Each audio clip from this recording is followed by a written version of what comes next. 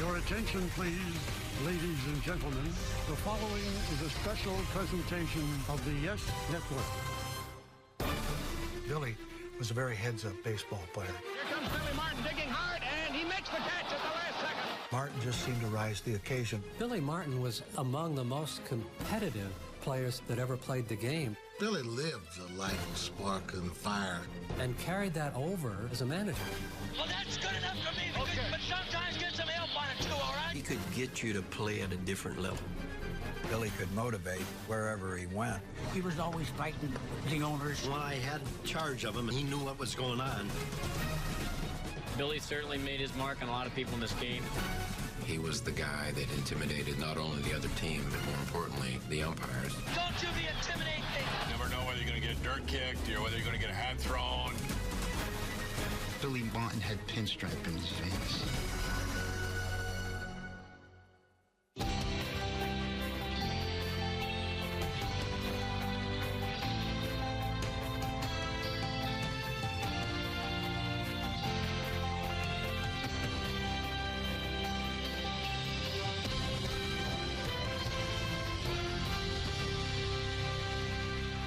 There have been so many incredibly gifted Yankees throughout the years. Babe Ruth, Mickey Mantle, Joe DiMaggio. Billy Martin couldn't play his way into that elite club. Still, New York fans loved him in a way few could ever hope for. For when all was said and done, Billy was indeed one of them. Hi, I'm John Sterling for the Yes Network, and this is Yankeeography. The paradox that was Billy Martin was never more apparent than during one of the most bizarre weeks in Yankees history. It was July 1978, and Billy had resigned as manager in disgrace. 5 days later, the Yankees held their annual Old Timers game, and those fans in attendance got the surprise of their lives. From Yankee Stadium here in New York, the Old Timers getting together. So, of course, Mickey Mantle and Joe DiMaggio and Whitey Ford. I'll never forget, they're reading the announcement. And at this portion of the program, we want to welcome back the manager of the Yankees for the 1980 season will be number 1, Billy Martin. And the place went bananas. The place went bananas. It was unbelievable. It was just an unbelievable situation. It was almost uncomfortable, the ovation went on and on. And I asked him what was his favorite moment in baseball. He said the standing ovation he got when he was announced coming back as Yankee manager. It was something special to him. His heart poured out, and all he wanted to do was take the whole New York City and bring it into him. He absolutely felt so accepted. He had such a tough young life. He had such a tough growing up. Indeed, Billy's childhood in California was far from ideal. I think if you look at Dad's childhood, it doesn't take a real psychologist to figure out why my father was the way he was. Billy's father was named Alfred Manuel Martin. His mother called him something else. His father abandoned his mother before Billy was born. She referred to him for the rest of her life as the jackass. As in, Billy, you know, you're acting just like the jackass. She was a tough woman, and probably a lot harder on him than he would have let the world know. She had named him Alfred Manuel Martin Jr. Billy for bello, which is Italian for beautiful. Billy didn't find out his real name was Alfred until he enrolled in junior high school. They call out Alfred Manuel Martin, and and he was taking it, and he didn't raise his hand. He came home, all upset. Mom, they said my name is Alfred. And she says, yeah, it is. And he said, well, why all these years, didn't you tell me? And she said, because I didn't want you to know that you were named after the jackass. Raised solely by his mother, Billy grew up in the throes of poverty. He really basically just had 2 outfits to wear to school. And we kind of switch them up Monday, Wednesday, Friday, and Tuesday, Thursday. And he was ashamed of that. Billy was always terribly resentful, of the kids with wealth. He was always out to prove that he was better than those kids. And one way he proved it is, you know, if somebody provoked him, he'd beat them up. Martin also took his aggression to the baseball field, for after reading a book about Lou Gehrig, he knew precisely what he wanted to be. It's like laying in bed at night, dreaming of making 40 baskets in a basketball game or 6 touchdowns in a football game. I dreamt about being a Yankee.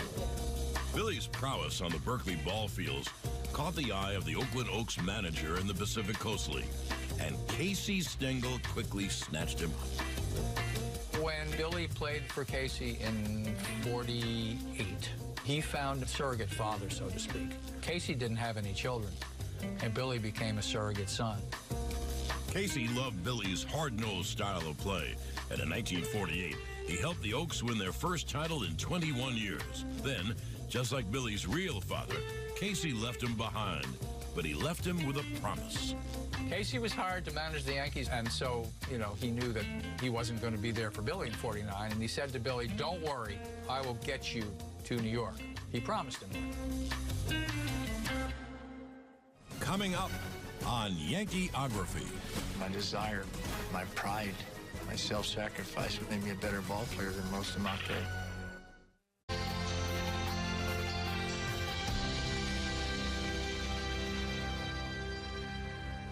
The guy that really was my father and my leader was Casey Stengel. Stengel was hired to manage the '49 Yankees, leaving Martin behind on the Oakland Oaks, where he polished his skills. When the Yankees won the World Series, Casey gained the leverage to shape the roster as he saw fit. Stengel wanted Billy on his team, but GM George Weiss was no fan of Martin's style. Billy was a habituator of bars. If some poor guy happened to be looking at him the wrong way, you know, he'd punch their lights out. That was the primary reason why George Weiss, the general manager of the Yankees, did not want Billy Martin as a Yankee. But Casey was adamant. He said to Billy, "Don't worry, I will get you to New York." And Casey in 1950 was good to his word. Billy idolized Casey, kind of a father he never had sort of relationship. He found a manager who loved him, somebody who encouraged him, somebody who taught him, somebody who really took an interest in him as a person. Casey got his way, and Billy joined the team in 1950. There, he backed up Jerry Coleman, one of the game's true gentlemen, but Billy wanted Jerry's job. He was evidently a different person than Jerry Coleman in all respects.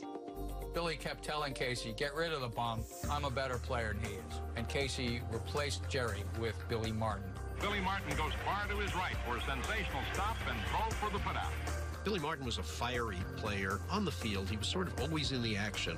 Martin was probably the shrewdest, smartest, most aggressive, most irritating. Martin did things intensely, understood where he was in the game. Casey appreciated that Billy was a battler, a scrapper. He was a throwback to Casey's time. Billy Martin was Casey's #1 guy. Everybody knew that he was really Casey's pet. He loved the way he played. He loved the way he popped off. Billy Martin was a great irritant, a bench jockey, tremendously combative, and got into several fistfights on the field. Martin's battles with opponents got all the press, but they were simply an extension of the feisty attitude he brought to every phase of the game.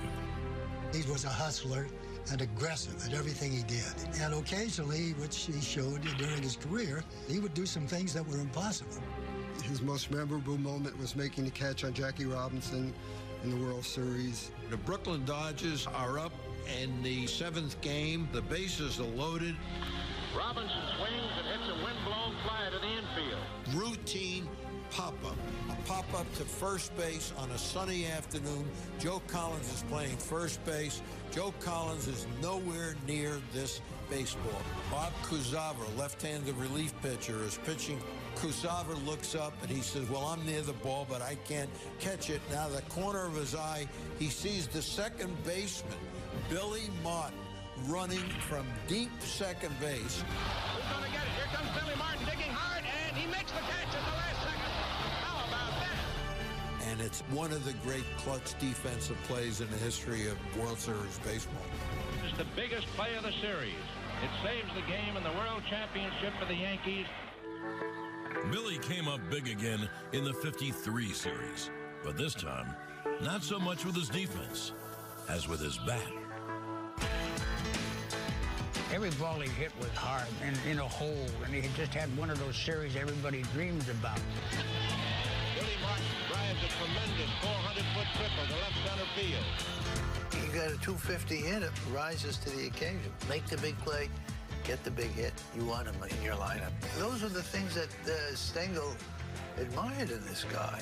Young Billy Martin fires into the first pitch for a home run. Billy Martin gets a base hit. Billy Martin slams a triple. Martin singles. Martin wallops one deep to left field. Billy set the record for hits and amount of games played, and he drove in a winning run. It's a base hit in the center field. Barrel around third. He's going to come in to score. The Yankees win the World Championship. Martin hit .500 in the series. His 12 hits in 6 games defied belief. That was the culmination, really, of our winning 5 consecutive World Championships. And so for 2 series in a row, Billy was the hero. Heroics were becoming Martin's trademark, and so were winning teams. Billy had played for the Yankees from 1950 to 1957. The only year the Yankees did not win a pennant was 1954, and that was the year Billy was in the Army.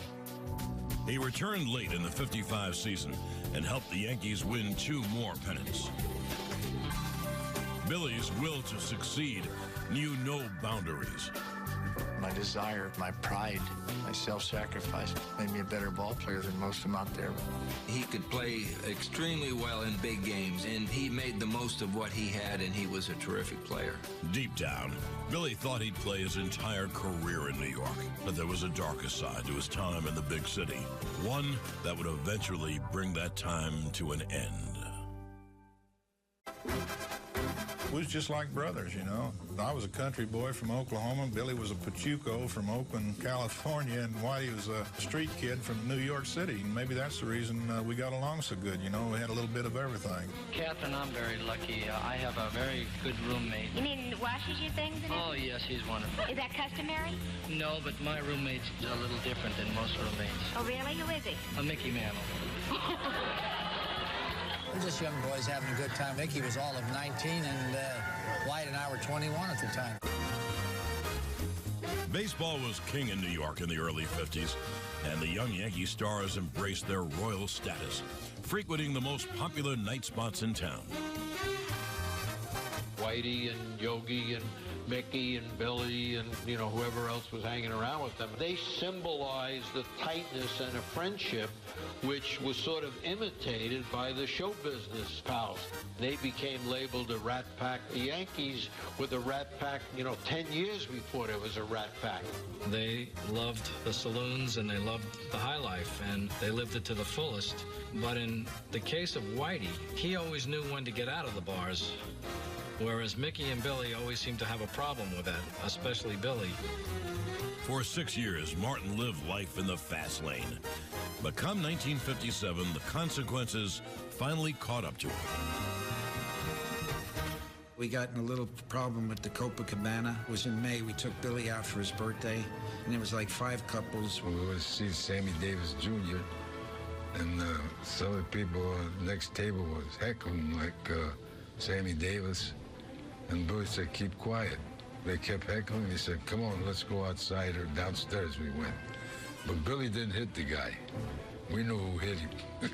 The story was that Hank Bauer clocked the guy with one punch. My dad, Leonard Lyons, was a famous Broadway columnist back then, and he walked into the Copa just as this guy was carried out on a stretcher. And Yogi did one of these, try to keep him out. And my father realized what was happening and said to Yogi, I'll make you a deal. I'll show you and Billy Martin and all the other Yankees the secret way out from the years when this place was a speakeasy if you give me the exclusive on what happened. And they agreed. And the next day, my father's column began. There are now 3 great battlefields in American history: Gettysburg, Iwo Jima, and the Copacabana nightclub. The team was appalled by the bad publicity. This was not the Yankee way. So general manager George Weiss seized the opportunity to break up the Rat Pack. To do so, he'd get rid of the head rat. It was really sad because the Yankees were looking for a reason to get rid of Billy. George Weiss, the general manager, thought he was leading Mickey and I astray, which was far from the truth. Weiss always despised Billy because he thought Billy didn't have enough class to be a Yankee. And by 1957, there was a fella in AAA by the name of Bobby Richardson who would come along. And it was clear to Weiss that Richardson was a better ball player than Billy was. And I remember almost like it was yesterday, we were playing in Kansas City. And the game was over that night. We got on our bus, and then Billy came over and sat down by me and said, "Okay, kid, it's all yours. I've been traded to Kansas City." Martin was devastated and put the blame directly on Casey Stengel, to whom he refused to speak for many years. This abrupt separation from his surrogate father and his best friends soon took a heavy toll. Martin felt betrayed. He felt that Stengel somehow should have prevented that. The hurt was so deep that I wasn't the player that I should have been. I went from Kansas City that summer, then Detroit. I don't believe the uniform meant anything to me. It was very hard for me to generate feeling, and I was probably still sulking, still pouting. I do believe that the Yankee players did mean a lot to me. He had been tossed aside. It destroyed him. And he was never, ever again the same player he was. He bounced from team to team. He went to Cleveland. He went to Cincinnati, where he punched out a pitcher by the name of Jim Brewer and got sued. He just had a really terrible time of it until he ended up in the Twins organization as a coach. And that's where he found his other calling, which was in management.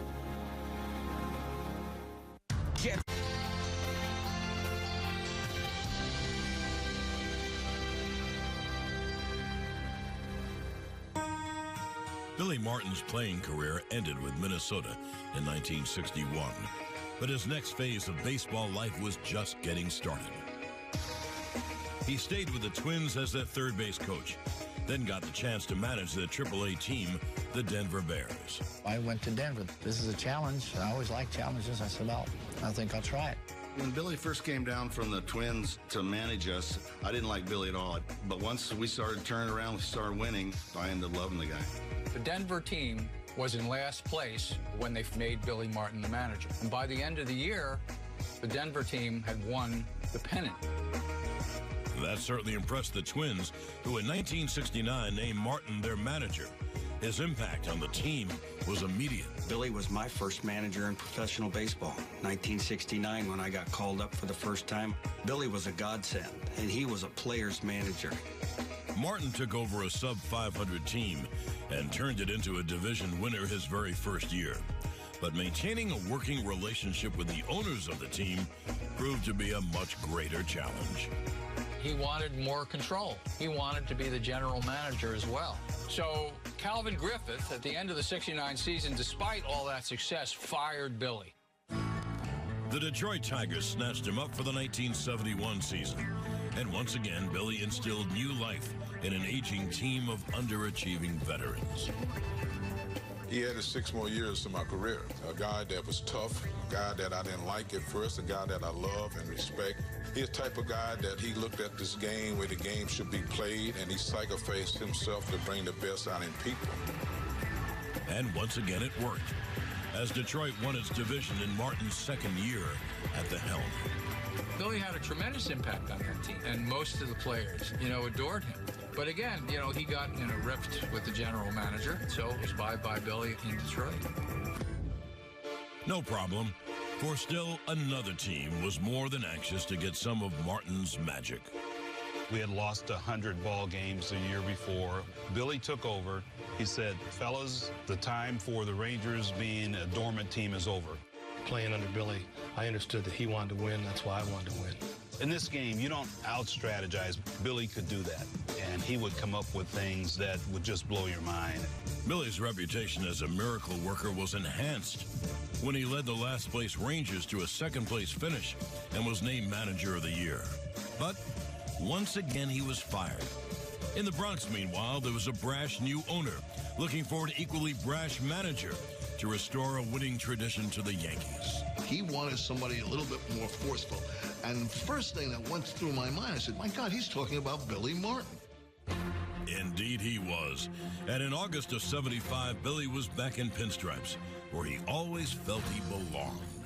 In 1975, Billy came in the middle of the season, and he spent that time looking. Wanted to see who could play, who couldn't play, so that when 76 rolled around, he would have the players he wanted. His ability to compete, I hope he would put that over into the players, make them competitors. I remember getting there in 76, and Billy in spring training told us that we could win the pennant, and everybody was thinking that they could win. He did have a flair, and he did like to kick the dirt. His veins would pop out of his neck.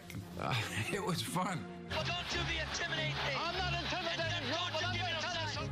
But he could manage a Major League Baseball game as well as anybody. He was so intelligent about the game, and he could get you to play at a different level.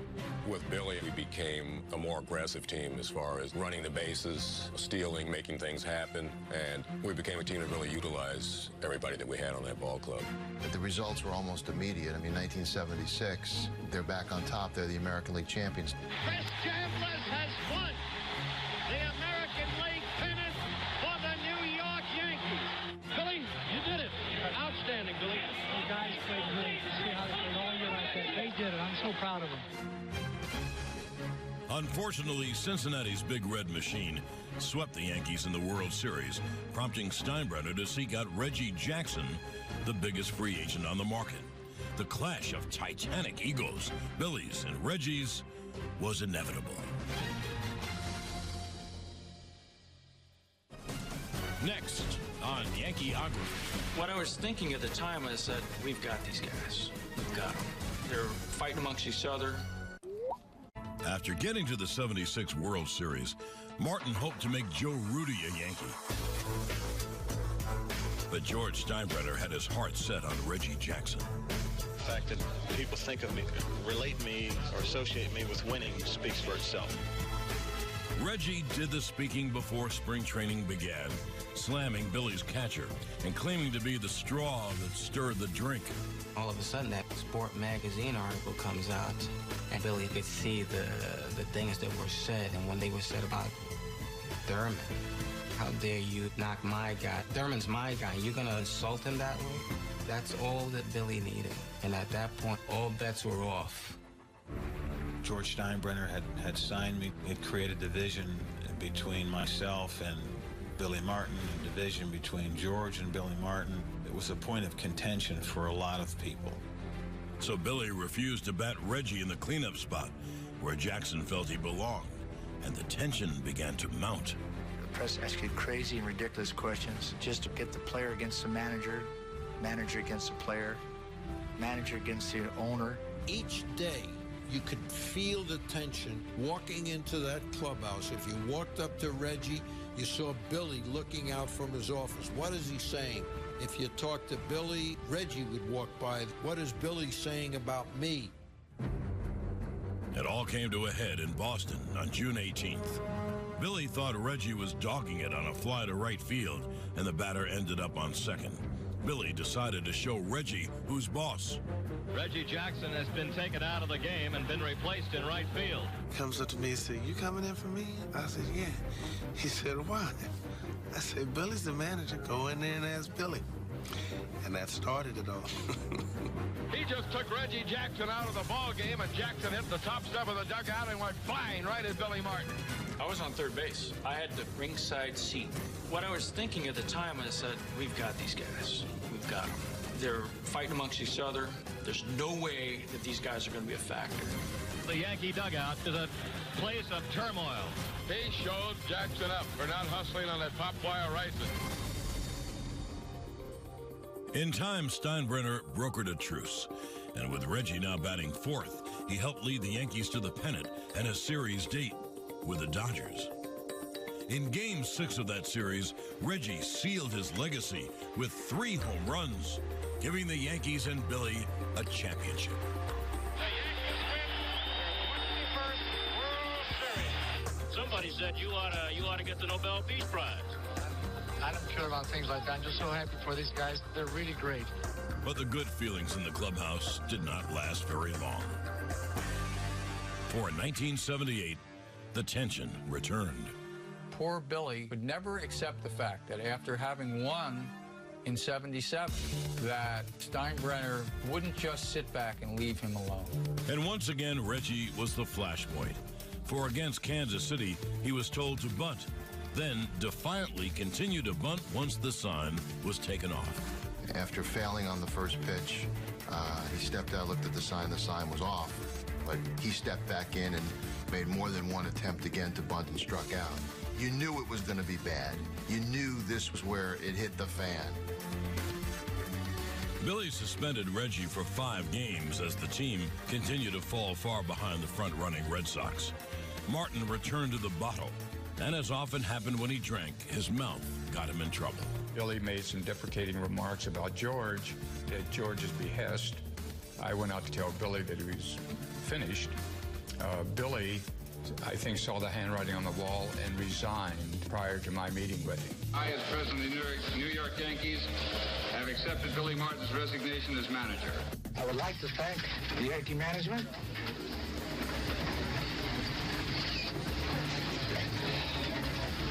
the press, the news media, my coaches, my players, and most of all,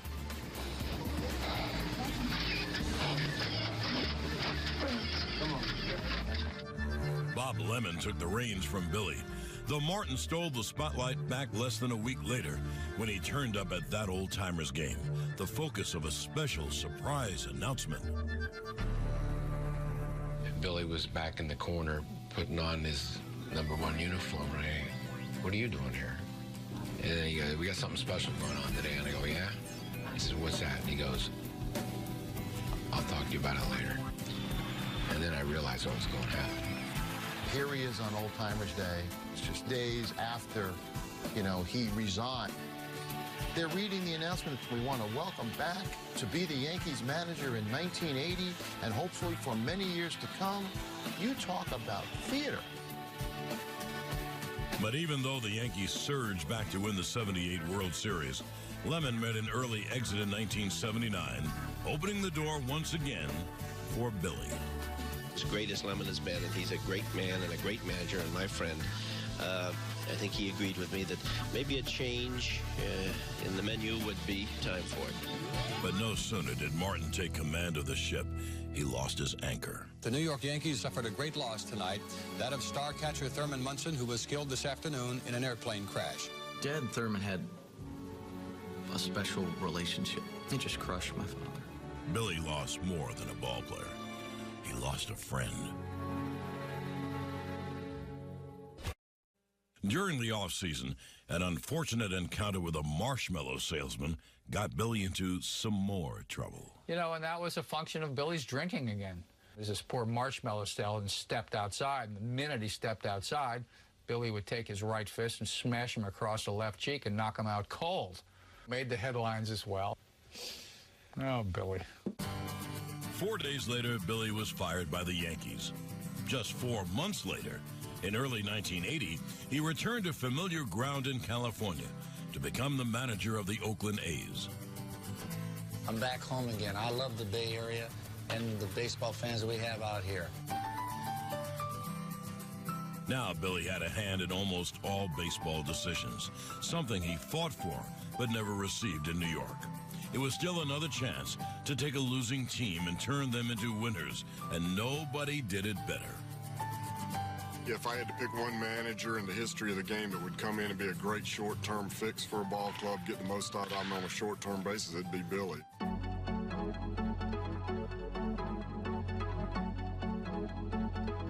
I said, now look, we know you lost 108 games last year. We're going to show you how to win. We are going to win this year. We're going to try a lot of things. We're going to be very aggressive. He might go. He is going. Here's the pitch. It gets away. And Murphy is stolen home. Page rounding third. Throw to home. He is out. But the A's have done it again. I don't believe it. When I played against Billy Martin teams, he scared me to death. Just for the fact that as a catcher, I never knew what he was going to do on the base paths. You just never knew. When you're talking about the strategy of a game of baseball, he was ahead of a lot of people. He knew the players. He knew when to use them, what kind of pitcher he had, what kind of reliever could go against his right-handed or left-handed hitter. His mind was baseball. I really never saw a manager that had the strategy that Billy Martin had. He knew the game inside and out. Billy's baseball savvy and his aggressive personality helped create an attacking style of play that came to be known as Billy Ball. And that allowed one of the game's greatest weapons in Rickey Henderson to take off. With Rickey leading the charge, Billy Ball took Oakland by storm, and the team's improvement was dramatic. I would say the arrival of Billy Martin basically changed the whole ball club to a point in which now it's a new organization, it's a new attitude. I think it's good for baseball, and I think it's good for the Oakland community. The results could be found in the fan base as well as the standings. Attendance almost tripled during Martin's first year in charge, and nearly doubled that total in 1981. Billy Ball was undoubtedly a huge hit. There's a whole new attitude in Oakland, and it's a winning attitude, and it's an exciting attitude, as you can see. He's the only manager that draws people. They come to watch him. Fact is, by 1981, Billy's popularity began to transcend the game itself. He became a celebrity beyond the ballpark and the darling of the national media. Billy Martin was on the cover of Time magazine. You know, it's not every baseball person who's on the cover of Time magazine. What an honor. Billy led the 81 A's into the postseason, one step away from reaching the World Series. Just one thing stood in his way: the New York Yankees. Number 1, Billy Martin. But the A's went winless in the series as Billy's old team swept them aside. The Yankees win it in 3, and the Yankees in the midst of a celebration. This chance encounter between Martin and the Yankees marked the beginning of the end of Billy's inspiring run in Oakland. The Athletics struggled mightily in '82. And following a jarring loss to the Dodgers in the 1981 World Series, the Yankees also had a difficult campaign in '82. So Steinbrenner called upon Billy to manage his team for a third time, and Martin was more than happy to once again don the pinstripes. I remember asking him one time, I said, Dad, why do you want to go back to that? Why do you want to put up with the New York pressure, the New York media? And he said, pardon? Because I'm a Yankee. He just wasn't happy unless he was in pinstripes. Coming up next on Yankeeography. The other managers and the coaches were looking in the dugout. What's Billy going to do?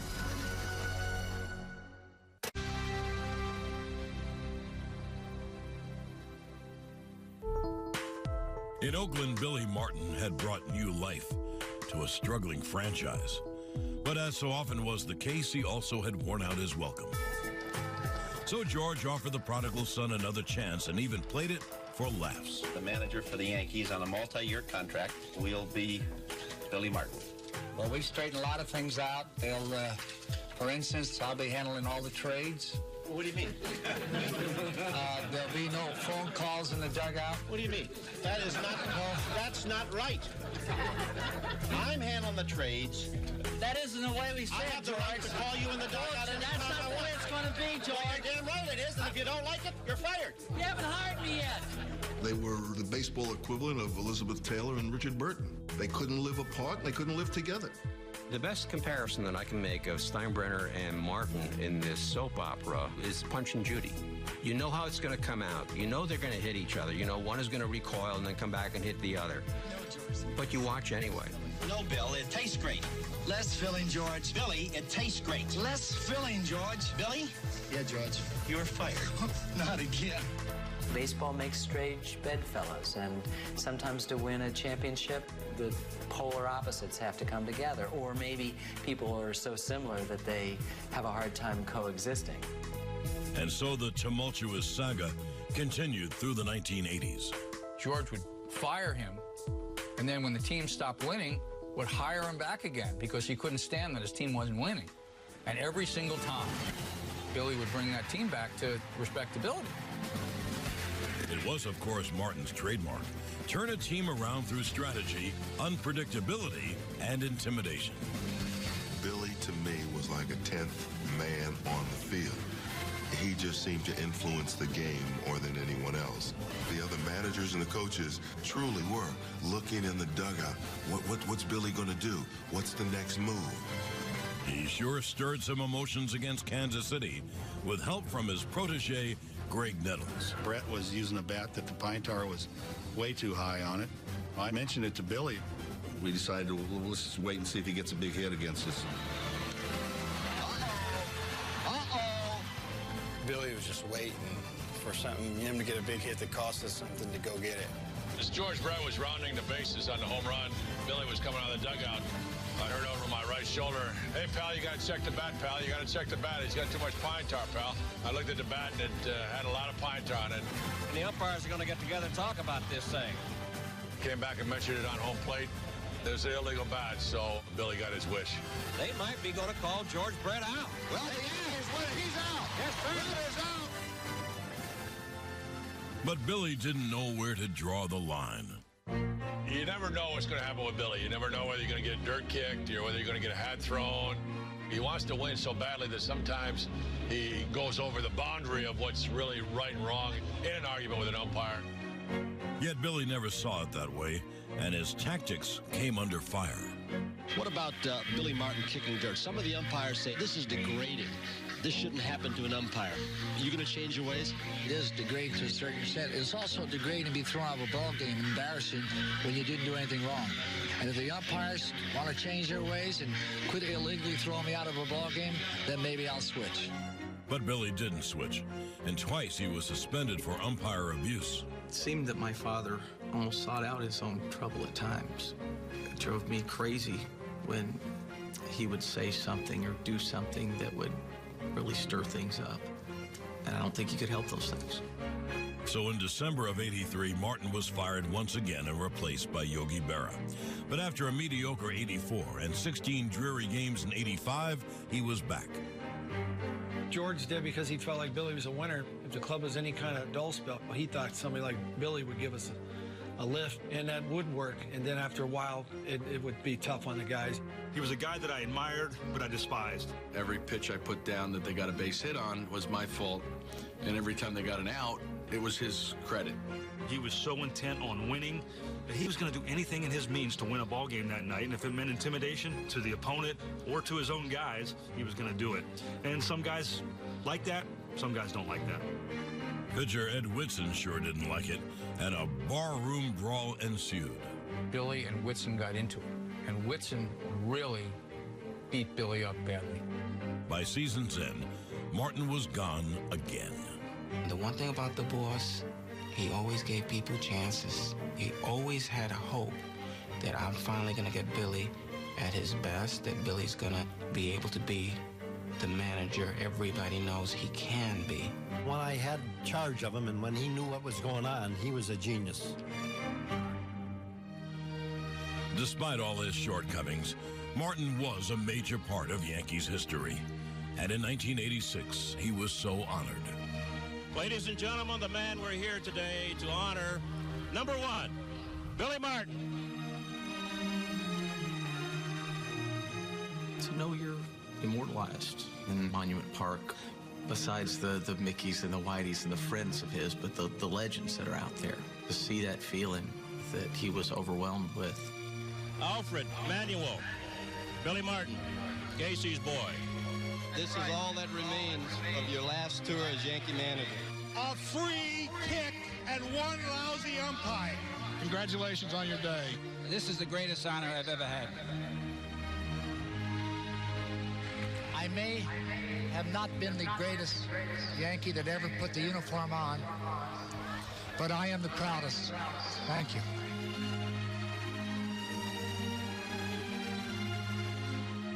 That was the ultimate for him. He now was part of that great pantheon of Yankee superstars. But whatever they did for him, his only thing he wanted was to continue to be the manager forever.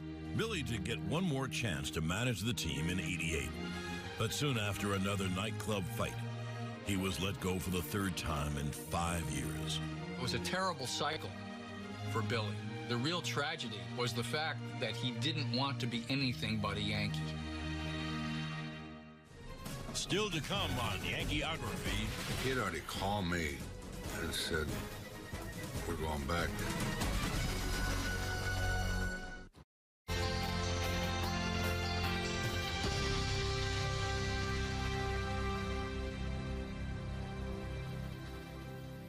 Now, there are many fans who want to know, what's Billy Martin up to these days? What are you doing? I'm a very poor farmer, but I'm loving it. Where are you doing the farming, and how are you? Up a little town called Port Crane, up right outside of Binghamton, New York, and I like it very much. But come the winter of '89, Billy let his old coaches in on a secret. Billy called me and said, don't get hooked up in no club, because he's thinking about going back with the Yankees. He was getting his guys back together. He'd already called me and said, we're going back. So there was going to be a Billy 6. Why would we think otherwise? Sadly, it was not to be. For on Christmas Day, Billy's lifestyle caught up with him. Following a day of drinking at a local bar, Billy and his good friend Bill Reedy got into Martin's truck for the drive home. It was dusk, and it was snowing, misty like, When he made that turn to get on his street, Ford pickup truck that he was driving slipped into a ditch. And all Billy had to do was to step on the brake. He would have been fine. But he floored that thing, and he smashed head-on into the end of the thing. unbeknownst to me, he's dead. At the age of 61, Billy Martin was gone. Many of his friends and former teammates weren't surprised, but they still took it hard. I don't know, it's a shock. I mean,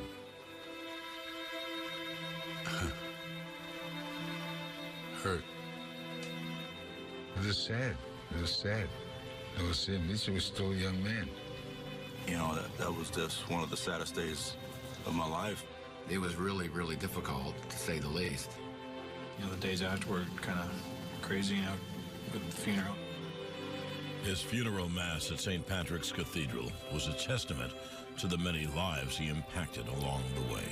It was a tremendous, I mean, you hate to say a funeral was tremendous, but just the outpouring of love for Billy in the streets. I remember we were following the casket out. I started to break down. I started to convulse in tears, and somebody grabbed my arm and straightened me up and said, I want you to come outside and look at how many people loved your father. I walked outside, and I couldn't see any sidewalk. There was just bodies everywhere, the signs, we love you, Billy, we miss you, Billy. And it was Richard Nixon that grabbed my arm and straightened me up. It was an incredible outpouring of love for a man who fought so hard for everything he had. If you ask Billy Martin for anything, he'll give it to you. That was his nature. So he will give you anything that you ask for. If you ask for it, don't take it away from him. Don't try to take something away from Billy, because he will never accept that. My father used to have a little sign on his wall that said, it's not the size of the man in the fight, but the size of the fight in the man. I'm an aggressive type of manager, and I manage that way. I think I manage just like I play. What he was able to achieve, a player that probably didn't have as much talent as some other players, and what he achieved as a manager, I look at it more as a success story. And there was some tragedy in his life, obviously, but most of it, I think, it was very positive. I think sadly there are some people that probably would think of Billy as a tragic figure, but I think of him as just as a great person and a great manager. Every club he went to, he made them better, he made them successful. And I think there's definitely consideration for Hall of Fame for a manager. He certainly was with enough teams that won enough games. I don't know what has kept him out. His getting fired 5 times from the Yankees has overshadowed his greatness. And that's the thing that saddens me the most. Because he ranks up there with the greatest managers in Yankee history, and he should not be forgotten.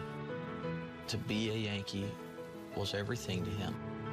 I used to always think it was a uniform. The pinstripes. It's not the pinstripes. It's the people in the pinstripes that make the pinstripes. Being a Yankee was the ultimate. I'd rather be a Yankee, be the President of the United States. There's no question that Billy Martin was haunted by demons throughout his life. In many ways, it was why he was so successful, driven to always prove himself. But it also led to his downfall. There was no middle ground with Billy. He was kind and generous, yet belligerent and confrontational. Billy was every man, a persona New York fans eagerly identified with. To them, he was the littlest big man in Yankees history. And make no mistake about it, there was nothing that Billy cared about more than the Yankees. For the Yes Network, I'm John Sterling, and thanks for watching Yankeeography.